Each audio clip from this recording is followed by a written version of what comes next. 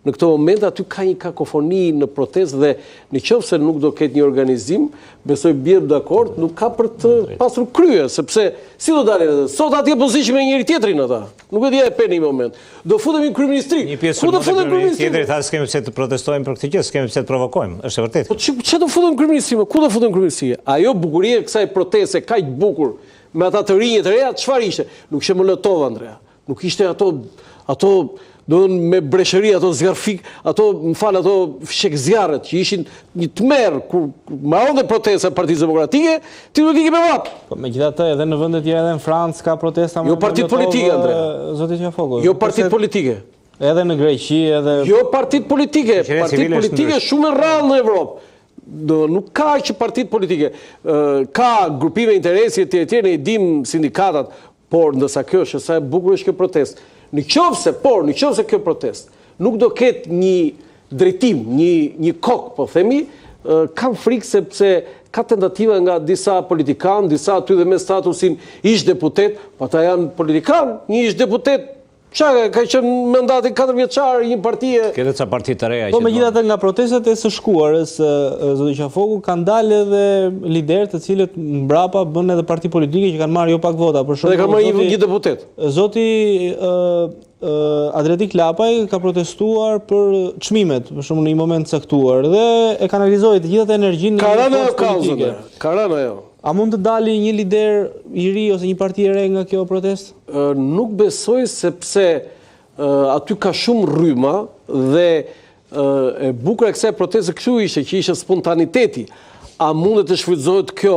Ajo që unë mendoj që duhet ta bënte protestën më të fortë, duhet ishte që një grup, po themi, intelektualësh me emra publik dhe me autoritet, disa personalitete gjë që aty edhe në këtë protestë mungojnë, ose nuk ose janë bërë evidentuar. Si lëvizje qytetare, është më mirë lëvizje qytetare. Kjo është spontane, Andrea, por në qoftë edhe nga lëvizje qytetare, spikasin figura cilat sot aty është bërë një thirrje që mos takoni Edi Ramën në protestë. Po se dikush parë në të shkuarën çka ndodhur kur tani ne nëse protestojnë. Mbase nga kjo është nuk ka dialog, po pse?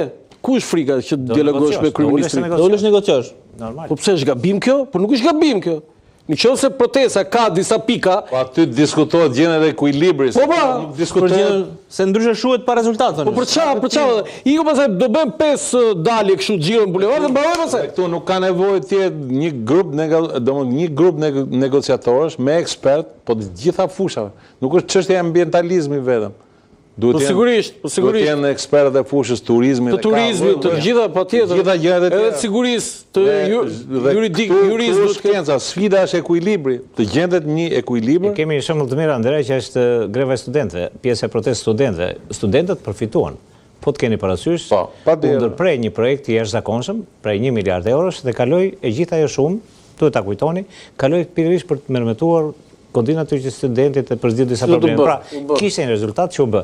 Dhe këtu unë them që mund të ketë rezultat. Dhe rezultati mund të jetë vetëm nëse ka një motivim të plot. Pra, çfarë kërkojmë dhe kujt ja kërkojmë? Dhe çfarë do arrijmë? Se nëse dalim dhe themi një grup thotë do sjellëm edhe këta nga Kosova, do sjellëm nga Maqedonia, bukur, ja u bë, ajo protesta mbaroi ikën.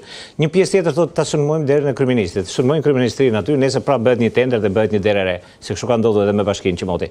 Pra, duhet gjetur motivimi dhe duhen kërkuar 1, 2, 3 gjëra. Nëse ka 10 gjëra edhe kam të drejtë zoti Shehi që thotë i ka ardhur dhe ku s'mban një pjesë të qytetarëve, atëherë protesta qytetare duhet kërkoj 1, 2, 3, ti realizoj ato dhe ato realizohen o me negociata, o duke ulur në tavolinë, o duke marrë informacionin që duhet. Un kam disa herë që përmend që ata që dalin protestë nuk kanë informacion. Nuk e din fare se çfarë ka ndodhur. Siç e thash. Nëse ky bordi, nëse ky bordi, s'ka bordi se ata e krijojnë vetë. Po mirë, nesër do shikosh ka disa ekspertë, një jurist, një ekspert turizmi, nesër do dalin tjerë.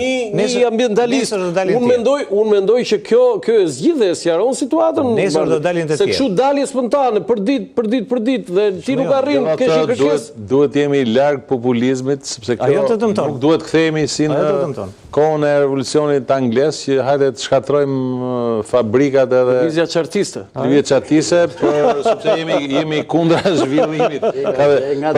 Zhvillimi me mbrojtjen e mjedisit duhet të jenë në unison dhe ky është çelësi i këtij suksesi kësaj pune. Pra si mund ta kthejmë një zonë të vdekur, pavarësisht se është një zonë me resurse, po themi, ambienti, por si mund ta kthejmë të në zonë të zhvilluar? Se kjo është shkenca. Ashtu mund ta lesh. Duke e ruajtur ato pasuri që ka. Është normal. Gjesh ekuilibrin e mundshëm aty. Jo ta lesh zonë të vdekur.